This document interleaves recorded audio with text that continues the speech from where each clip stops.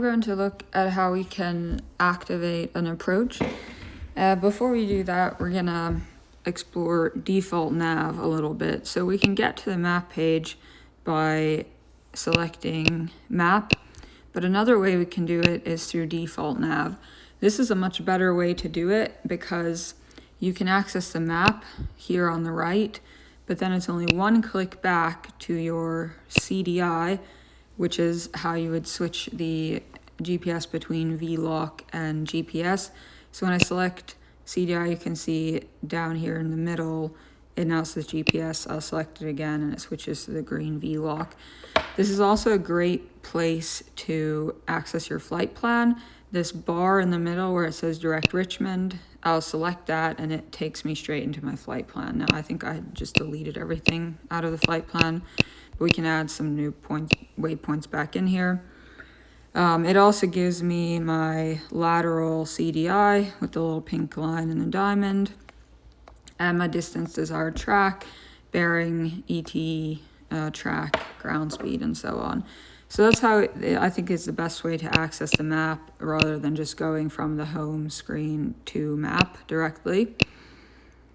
So now let's go ahead and load up an approach because I want to talk a little bit about how to activate an approach. So we're either going to be going direct to an initial fix or we will be receiving vectors.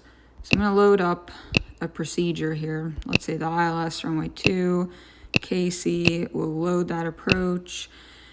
And right now we can see that we are going direct Richmond because we didn't activate the approach. Now, if ATC is going to send you direct to a fix, and that is how you are going to initiate your approach, you're going to come over to the right and you're going to use your soft key direct. Then you're going to go into your flight plan.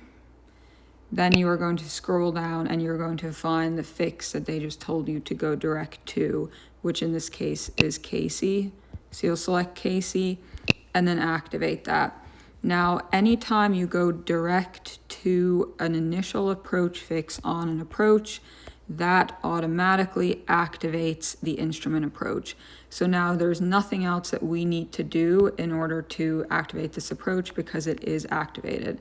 So one more time, anytime you go direct to an initial approach fix, that is going to activate the approach. Now, if we wanted to go back into our flight plan and take that hold out, we could do that. We can remove the hold. All right, now let's look at our next scenario.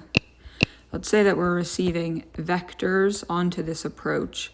Now, on the 650, we do not want to activate vectors to final. The reason for that is because it'll often delete out the fixes behind it.